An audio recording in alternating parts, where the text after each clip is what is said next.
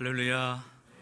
네, 반갑습니다. 만나 뵙게 돼서 반갑고 또 주님 안에서 함께 말씀을 나눌 수 있어서 참 감사합니다.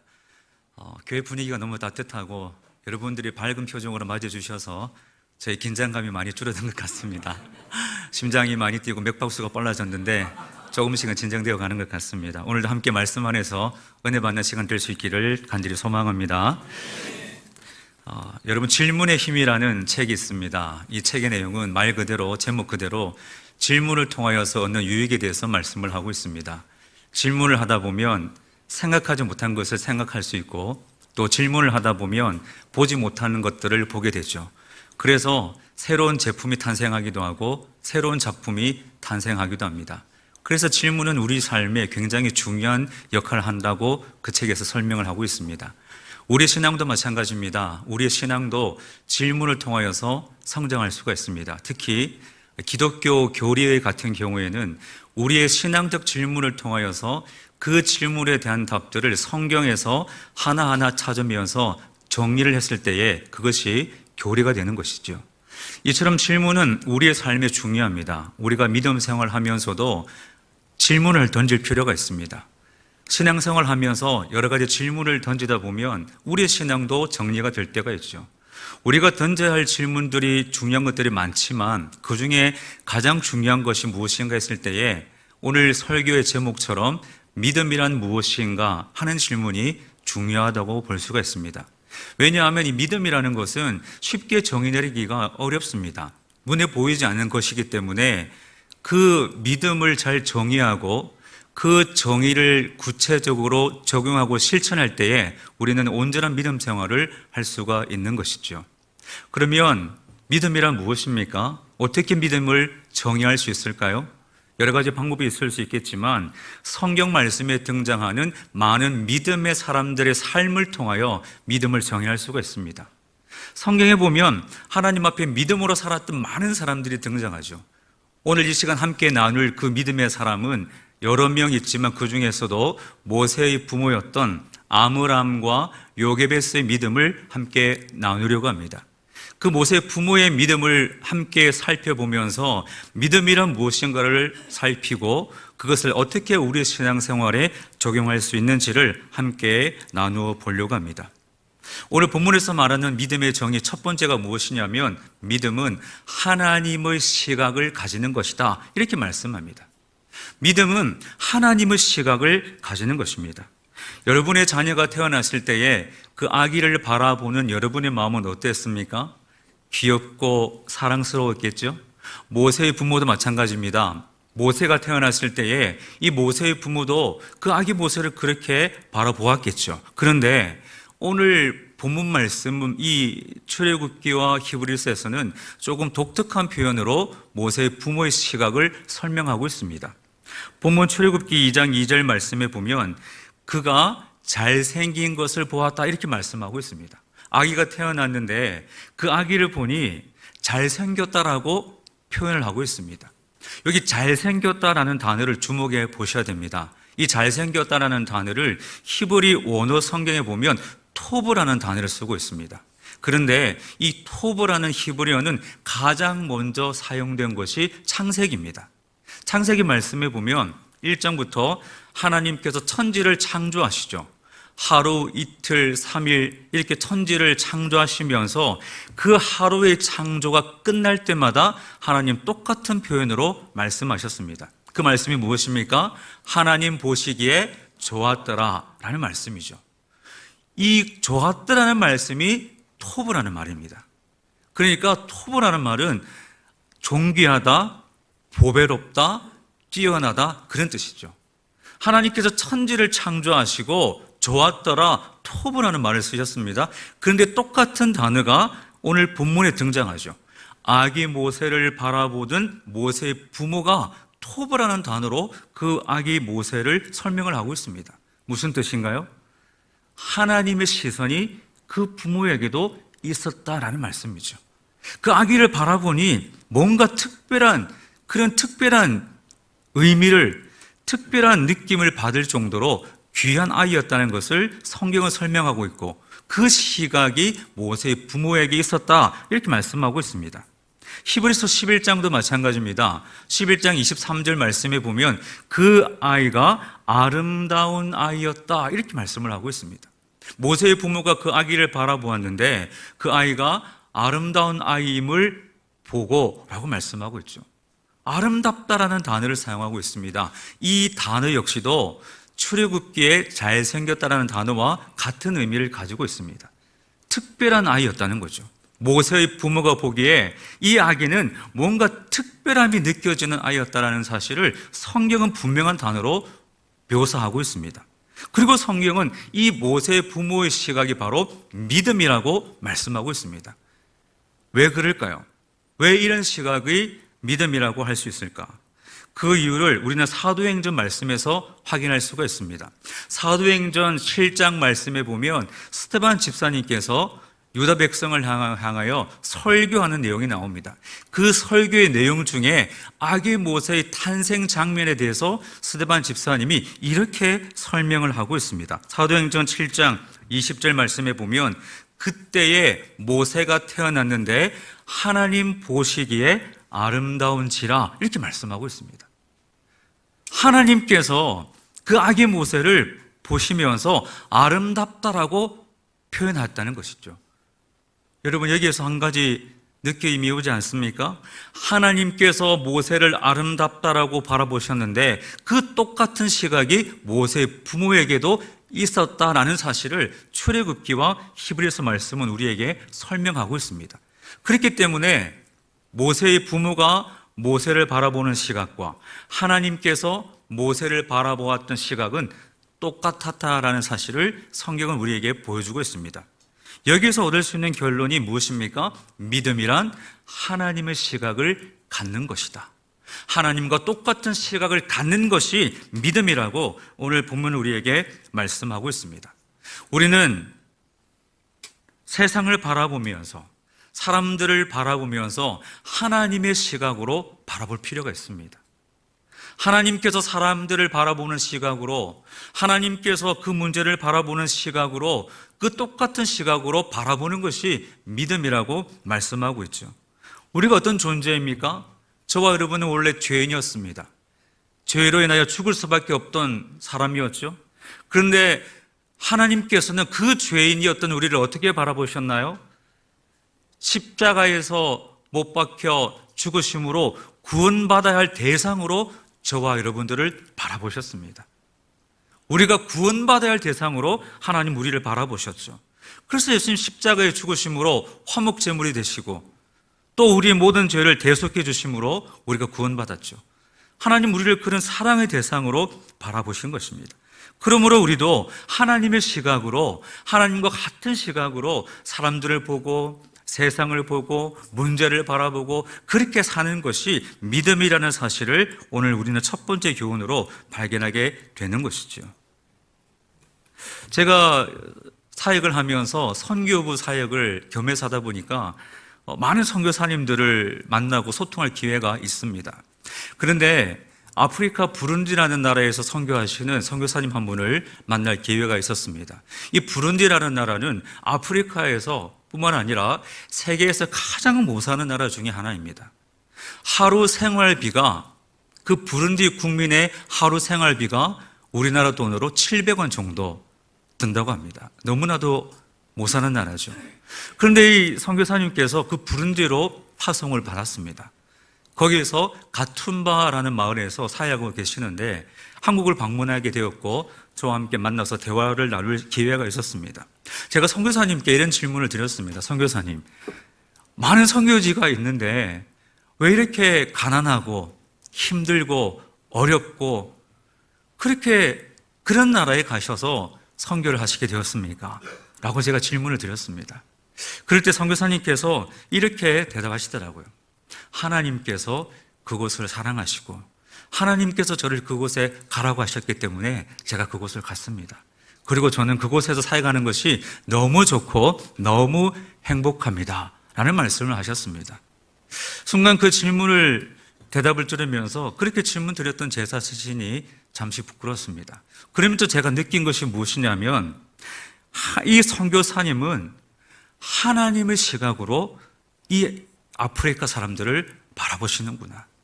하나님께서 이 가난한 나라 사람들, 심지어 장애를 가지고 살아가는 이 사람들을 하나님이 똑같은 시각으로 바라보시면서 사역하시는구나. 그런 생각을 하면서 이것이 믿음이다. 이것이 정말 귀한 믿음이다 라고 생각한 적이 있습니다. 여러분, 우리가 하나님의 시각으로 사람들을 바라보고 믿음의 길을 걸어가야 할 줄로 믿습니다. 그런데 문제가 있습니다. 이 하나님의 시각을 가지는 것이 쉽지 않습니다. 내가 하나님의 시각을 가지고 살아야 되지 한다고 결심해서 저절로 쉽게 되어지는 것이 아니죠. 무엇이 필요합니까? 성령의 임재가 있어야 됩니다. 성령님께서 우리 마음에 임하셔야 내가 하나님의 시각으로 바라볼 수 있고 그 믿음으로 살아갈 수가 있습니다. 칠레 북쪽에 아타카마라는 사막이 있습니다. 이 아타카마 사막은 세상에서 지구에서 가장 건조한 지역으로 유명한 곳입니다. 연평균 강수량이 15mm 정도 밖에 되지 않는다고 합니다. 그런데 이 가장 건조한 지역에 2015년 3월 달에 갑자기 비가 내리는데 12시간 동안 비가 내렸다고 합니다. 12시간 동안. 7년 동안 내릴 비가 한꺼번에 내린 것이죠. 그런데 놀라운 사실은 그 비가 그치고 나서 그 건조한 사막에 싹이 트기 시작합니다. 그 싹이 꽃망울 터뜨려서 그 건조한 사막이 완전히 꽃밭으로, 엄청나게 넓은 꽃밭으로 변화된 것이죠. 기적이 일어난 것입니다.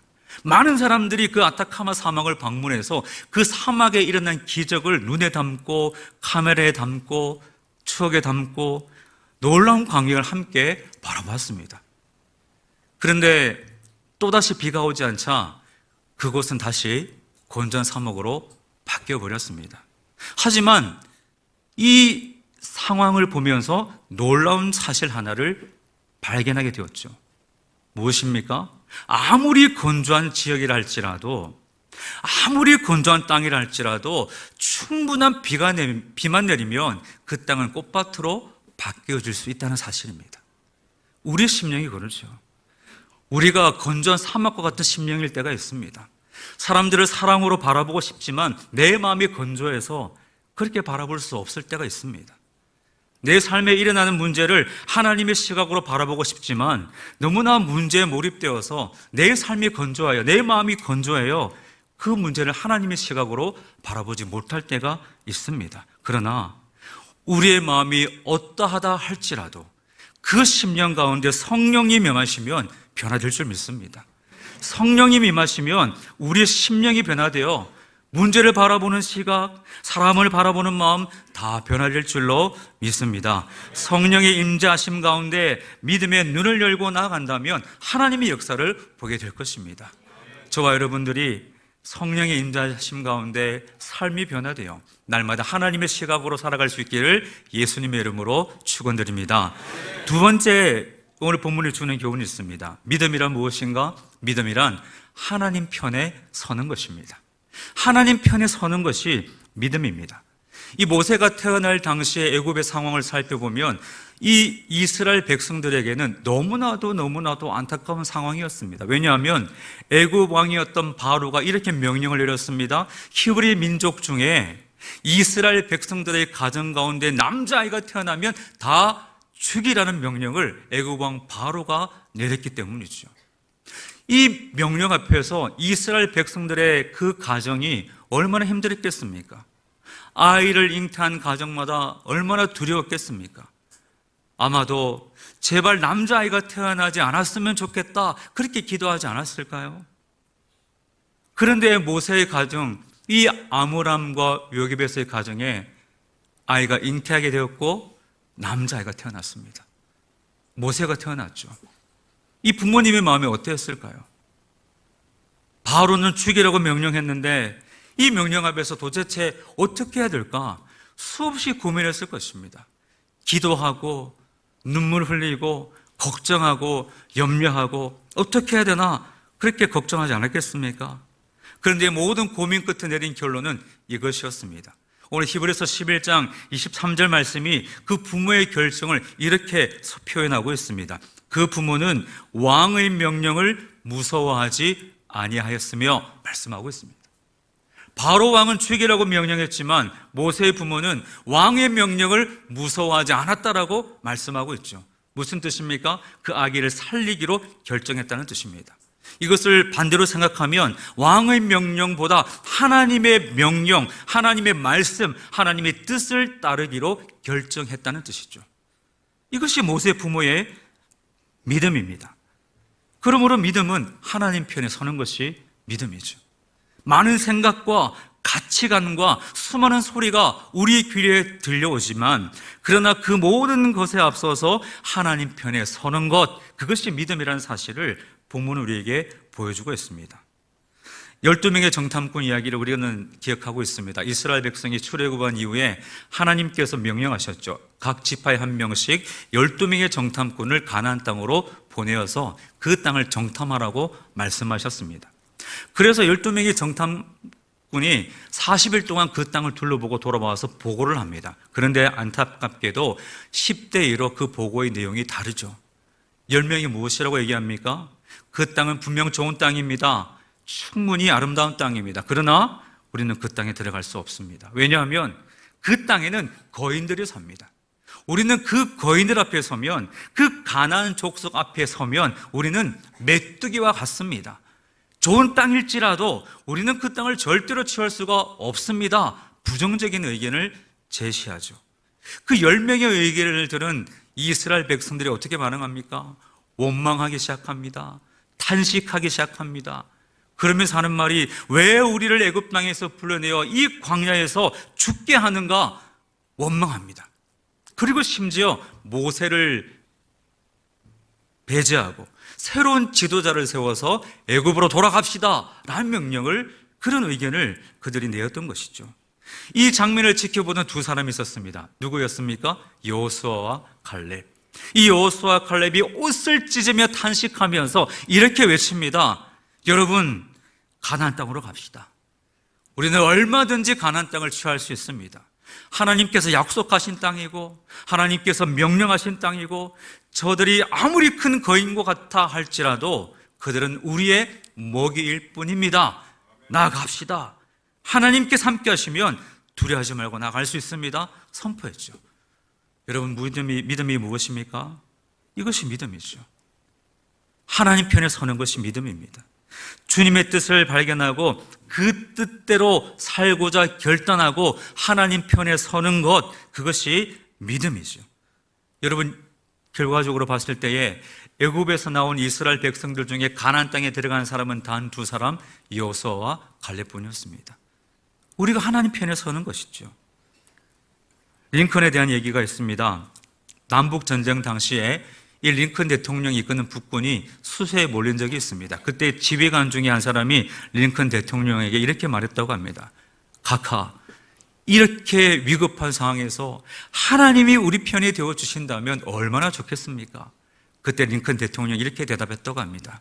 여보게, 하나님이 우리 편이 되어 주시기 전에 우리가 먼저 하나님 편에 서는 것이 합당하지 않겠나? 그렇게 대답했다고 합니다. 너무 귀한 대답이지 않습니까? 여러분, 하나님 편에 서는 저와 여러분이 될 수 있기를 축복합니다. 그런데 우리가 어떻게 하나님 편에 설 수 있습니까? 말씀을 알아야 하나님 편에 설 수 있습니다. 하나님의 뜻이 무엇인지 이 성경을 통하여 하나님의 말씀을 알아야 하나님 편에 설 수가 있죠. 제가 맡고 있는 프로그램 중에 90일 성경 통독이라는 프로그램이 있습니다. 90일 동안 성경을 일독하는 그런 프로그램입니다. 이제 지원자, 참가하는 분들을 다 모아서 제가 일주일 동안 성경 읽을 내용에 대해서 제가 강의를 하고, 이제 각자 참여자분들이 각자 매일매일 성경을 읽죠. 그리고 조별을 나누어서 그 읽은 성경을 조 단톡방에 보고를 하고 은혜 받는 것을 나누면서 90일 동안 성경을 일독하는 프로그램입니다. 그 프로그램이 마칠 때쯤 이제 서로 나눔을 하는데, 참여자 대부분의 고백이 무엇이냐면, 하나님 말씀이 이렇게 놀랍고 이렇게 단지를 제가 이때까지 몰랐습니다. 성경이 꿀보다 송이꿀보다 더 달다고 말씀하셨는데 그 말씀의 맛을 지금까지 몰랐습니다. 정말 그 말씀이 달다는 것을 내가 성경을 읽으면서 깨닫게 되었습니다 라고 고백하는 것을 참 많이 듣게 됩니다. 그 고백 속에 담기는 의미가 무엇입니까? 하나님의 뜻을 내가 이제야 깨달았습니다.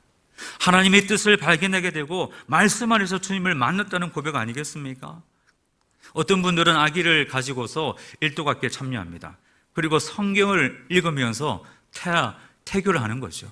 그 아기는 엄마 뱃속에서 성경을 한번 읽고 태어나는 거죠. 놀라운 일들입니다.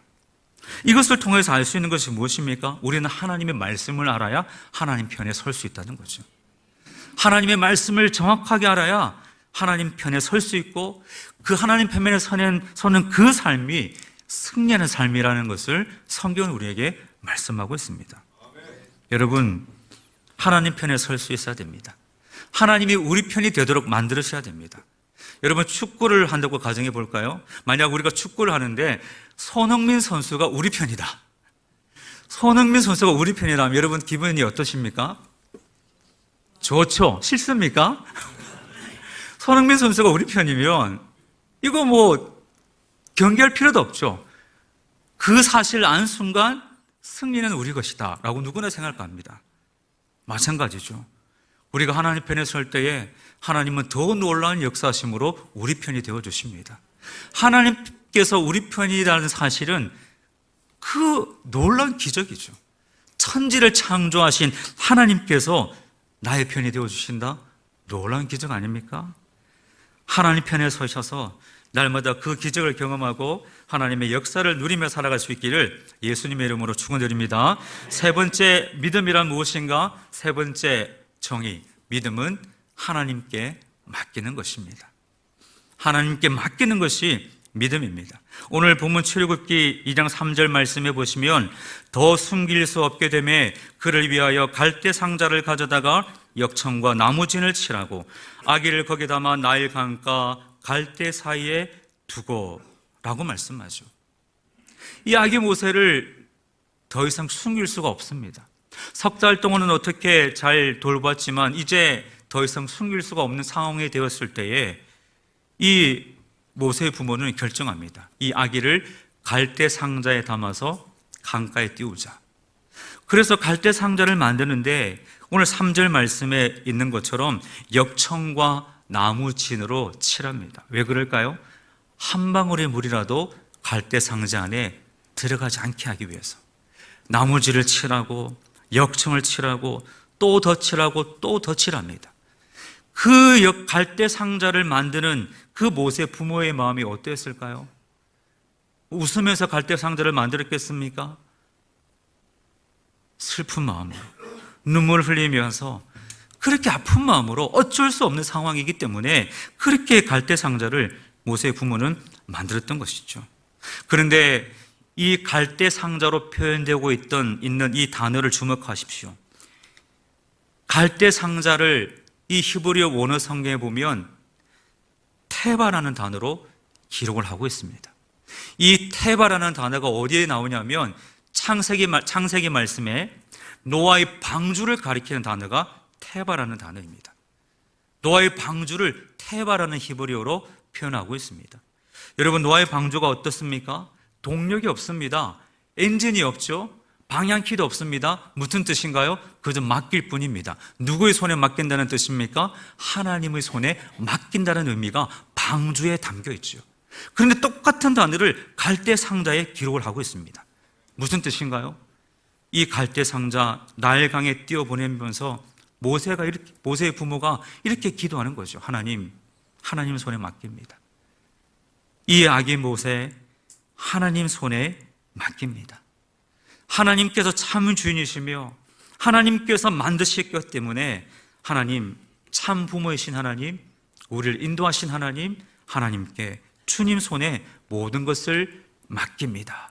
이 기도를 하면서 그 갈대 상자를 띄워보냈던 것이죠. 이것이 믿음입니다. 하나님께 맡기는 것이 믿음입니다. 믿음은 하나님께 맡기는 거죠. 이 세상은 광야와 같은 세상입니다. 그렇기 때문에 두려워할 수 있고 걱정할 수 있고 염려할 수 있습니다. 사람들은 그 걱정과 두려움을 해소하기 위해서 어떻게 행동합니까? 점집을 찾죠. 무당집을 찾습니다. 스마트폰에 운세 보는 앱을 깔아서 스마트폰에 물어봅니다. 그런데 그렇다고 해서, 그렇게 한다고 해서 세상을 사는 지혜를 얻을 수 있는 것이 아닙니다. 누구에게 맡겨야 합니까? 하나님께 맡겨야 되죠. 우리의 창조주 대신 하나님께 맡겨야 합니다. 그럴 때에 이 광야 같은 세상을 우리는 승리하며 살아가게 되는 것이죠. 예수님께서도 부활하시고 승천하시면서 예수님께서도 제자들을 위해 이렇게 기도하셨습니다. 예수님이 이제 하나님께로 가시겠지만 그 이 땅에 남겨질 제자들을 걱정하면서 요한복음 17장 말씀에 이 남겨질 제자들을 생각하며 이렇게 기도하셨습니다. 나는 세상에 더 있지 아니하오나 그들은 세상에 있사옵고 나는 아버지께로 가옵나니 거룩하신 아버지여 내게 주신 아버지의 이름으로 그들을 보존하여 주옵소서. 남겨질 제자들을 위한 예수님의 기도였습니다. 지금 어떤 문제를 가지고 있습니까? 무엇 때문에 힘드십니까? 하나님께 맡기시기 바랍니다. 성경은 여러 곳에서 이렇게 말씀하고 있습니다. 내 길을 여호와께 맡기라. 너의 염려를 여호와께 맡기라. 내 짐을 여호와께 맡기라. 너의 행사를 여호와께 맡기라. 맡기라고 말씀하고 있습니다. 문제를 해결할 수 있는 능력, 두려움을 극복할 수 있는 능력, 치유할 수 있는 능력 우리에게 없습니다. 그러나 하나님께 맡길 능력은 우리에게 있는 것이죠. 여러분, 갈대상자 정말 볼품이 없습니다. 바람 한번 세게 불면 뒤집어질 수도 있는 갈대상자, 혹시라도 날 강에 악어가 나타나서 큰 입 한 번 벌리면 그 존재가 사라질 수밖에 없는 연약한 갈대상자. 그러나 그렇다 할지라도 하나님이 그 갈대상자 붙드시면 항공모함보다 더 안전한 곳이 될 줄로 믿습니다. 그것이 바로 주님께서 붙들어 주시는 삶의 역사인 것이죠. 하나님께 맡길 때에 주님께서 우리를 붙들어 주십니다. 이사야 41장 10절 말씀에 보면 두려워하지 말라. 내가 너와 함께함이라. 놀라지 말라. 나는 내 하나님이 되리라. 내가 너를 굳세게 하리라. 참으로 너를 도와주리라. 참으로 나의 의로운 오른손으로 너를 붙들리라. 아멘. 하나님 맡기는 자에게 주시는 하나님의 말씀인 줄로 믿습니다. 정리하겠습니다. 믿음이란 무엇인가? 믿음이란 하나님의 시각을 갖는 것입니다. 하나님 편이 되는 것입니다. 하나님께 맡기는 것입니다. 저와 여러분이 이런 믿음으로 살아가셔서 하나님이 주신 은혜를 풍성히 누리시고 날마다 승리하며 살아가시기를 예수님의 이름으로 간절히 축원드립니다. 기도하겠습니다. 하나님 아버지, 우리를 하나님의 자녀로 삼아주시고 믿음의 길을 걸어가게 하심을 감사합니다. 하나님께서 주신 이 믿음의 길, 주님 기뻐하시는 모습으로 살게 하여 주시고 날마다 하나님 편에 서고 주님께 맡기고 하나님과 똑같은 시각으로 바라보면서 믿음의 길 날마다 걸어갈 때에 그 믿음 가운데 주님 역사하여 주셔서 날마다 승리하며 감사를 올려드리며 찬송하며 나아가는 우리 모든 삶이 되게 하여 주시옵소서. 예수님의 이름으로 기도하옵나이다. 아멘. 우리 결단의 찬송을 하나님 앞에 올려드리겠습니다. 찬송가 430장 함께 찬송하겠습니다. 다 함께 자리에서 일어나시기 바랍니다. 주와 같이 길 가는 것 즐거운 일 아닌가. 우리 주님 걸어가신 발자취를 밟겠네. 한 걸음 한 걸음 주 예수와 함께 날마다 날마다 우리 걸어가리. 어린아이 같은 우리 미련하고 약하나 주의 손에 이끌리어 생명길로 가겠네. 한 걸음 한 걸음 주 예수와 함께 날마다 날마다 우리 걸어가리. 꽃이 피는 들